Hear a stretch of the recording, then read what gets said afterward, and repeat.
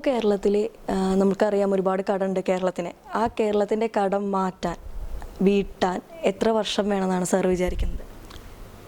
ഇതേമാതിരി പോവുകയാണെങ്കിൽ നമുക്ക് ഈ കടം വീട്ടാൻ പറ്റും തോന്നുന്നില്ല. ഈ LDF ഗവൺമെൻറ് ചെയ്തത് കഴിഞ്ഞ 5 വർഷത്തിൽ നമ്മുടെ കടബാധ്യത 70% കൂട്ടിയിരിക്കണം. ഇപ്പോൾ കേരളത്തിൻ്റെ കടബാധ്യത 3 ലക്ഷം കോടി ഉറുപ്പികയാണ്. അതായത് ഓരോ കേരളീൻ്റെ തലയിലും ഒരു 9,000 ഉറുപ്പിക കടമുണ്ട്. അത് വീട്ടാൻ വലിയ വിഷമാണ്.